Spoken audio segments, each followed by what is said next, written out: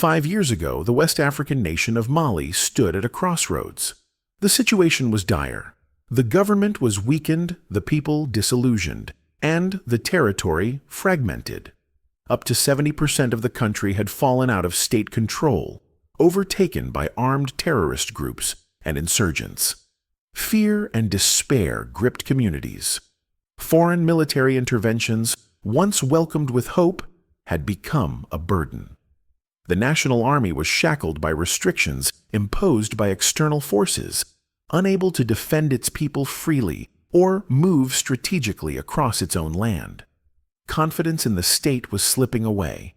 Yet from this environment of chaos and uncertainty, Malians made a bold and historical decision.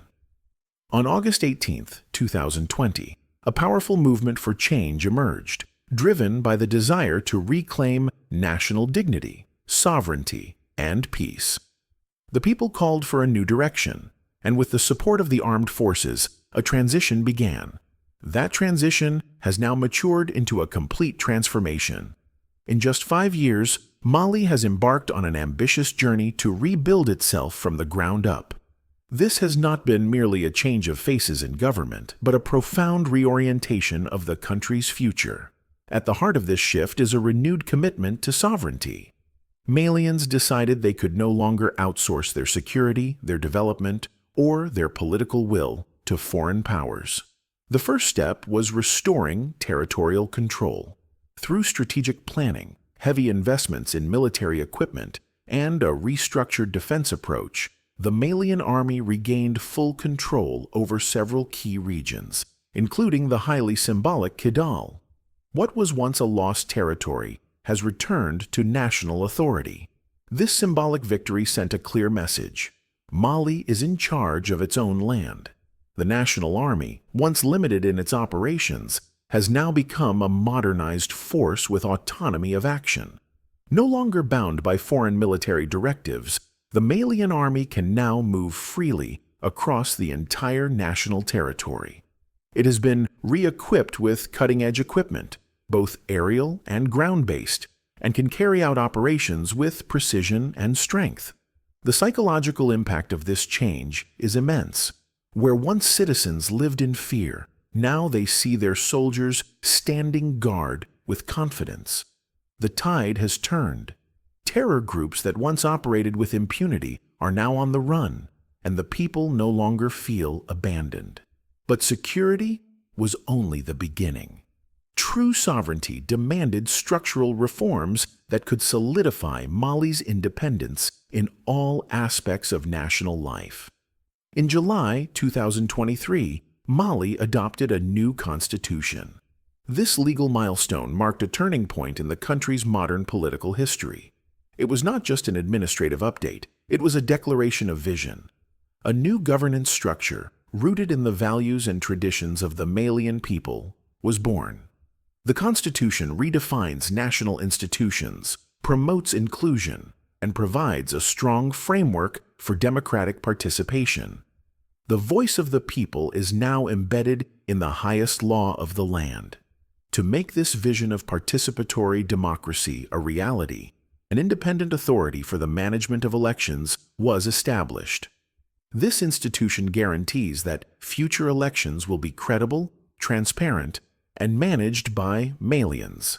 No more interference, no more doubts. Alongside political reform, a sweeping anti-corruption campaign was launched.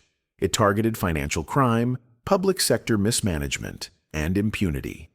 New systems were introduced to ensure transparency in the recruitment and management of civil servants.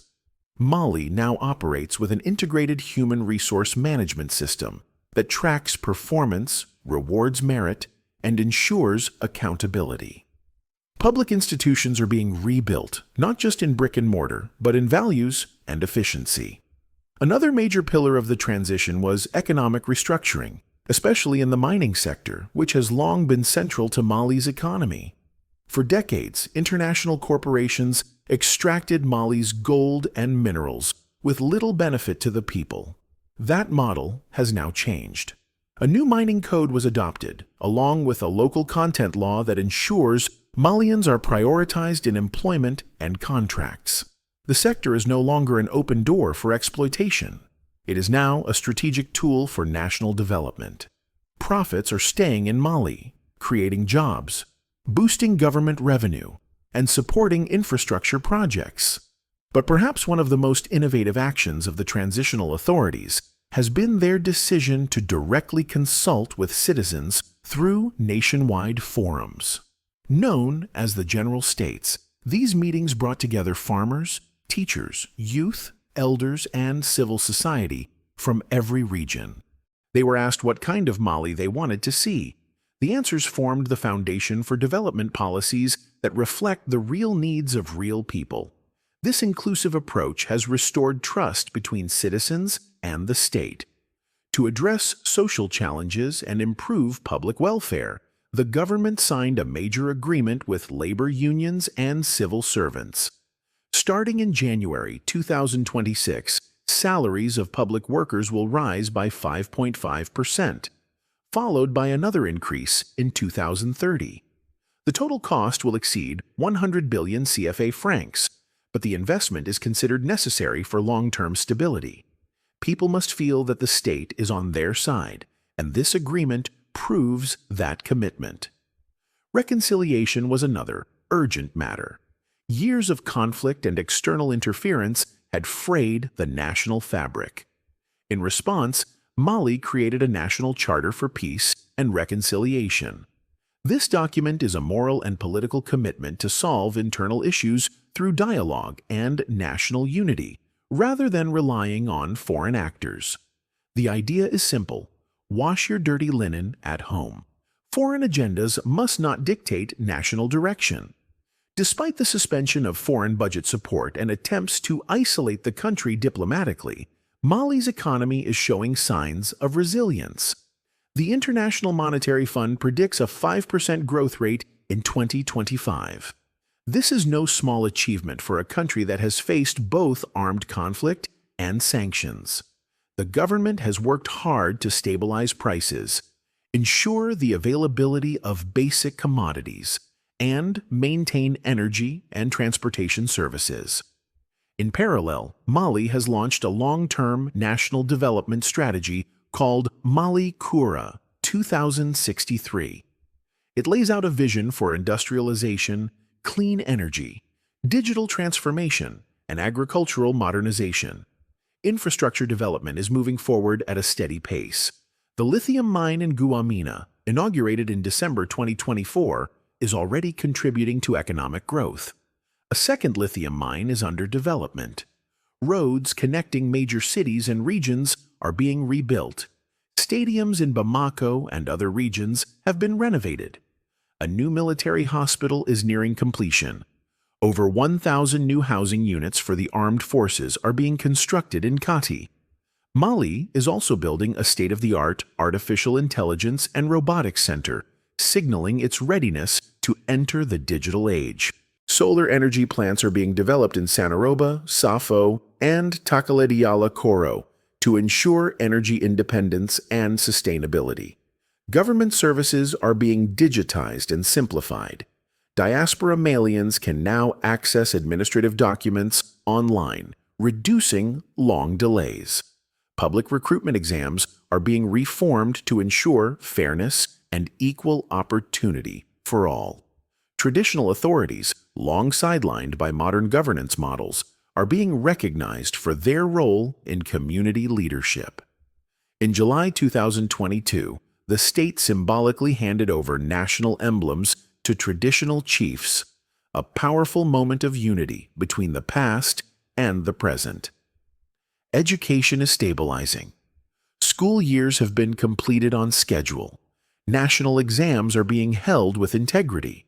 The National Youth Service has been reintroduced and is now mandatory for new civil servants, ensuring that the next generation enters public life with discipline and national pride. Diplomatically, Mali has diversified its partnerships. It is no longer beholden to any single power. It engages with countries on equal footing, seeking mutual respect.